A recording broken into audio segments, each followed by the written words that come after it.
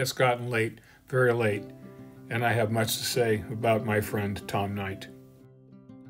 I'm Russ Schwam, and I've been a friend of Tom's since high school.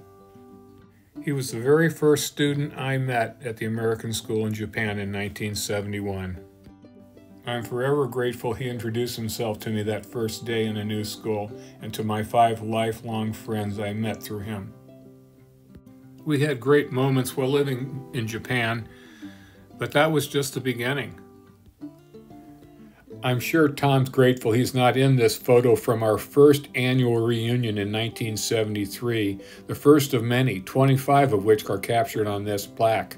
We'd dress up in ridiculous gear that we had printed up, and we'd get together as often as we possibly could, really enjoying each other's company. The brief time we had in high school together was just an excuse so we could build these lifelong bonds. I cherish this letter from Tom he wrote me in the early 80s planning one of our reunions. We also cleaned up nicely and stood up for each other at life's most important moments. And on a more or less annual basis, we'd get together and have some fun, going to some lakes or some ocean, playing some golf, going to movies, having barbecues, really having a good time. One thing you can say for Tom for sure, he is a doer.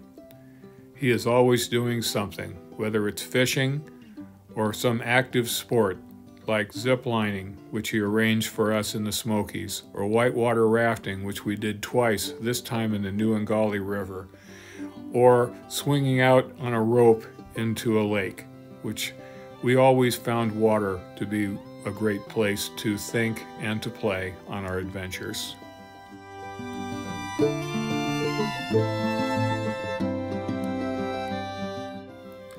We got together in 2009 and 2010 and realized that we'd kind of gotten old. And we were looking back on the many things that we'd done and had such a great time, and we realized it was time to calm down a little. So Tom organized a great trip for us in the Smoky Mountains in this beautiful house. Tom had really done a great job organizing this. We had so many things to do and to talk about, and as always, we had a great Japanese dinner and made fun of each other. And most of the time, Tom would sit back because he really didn't partake much, but he'd sure let you know that he was in the party mood.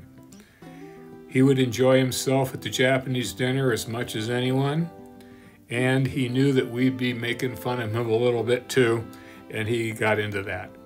And we lamented about the money we never made, but that's okay. And we also wondered where in the world our good looks went. And he had organized an outing on ATVs where we got to go through the woods, and it was so great. This is one of my favorite pictures of Tom. Look at that smile. Over all the years, we had hundreds of moments and thousands of pictures, but unfortunately, Tom took most of those pictures. Brian got some of the pictures, and some of the pictures are of Brian. Wayne took some of the pictures are of Wayne. Most of the pictures, though, really were taken by our good friend Tom. Tom took them of us, but we got him in a few pictures as well. We had such great times with our good friend. He lives on in my memory, and he will in yours as well.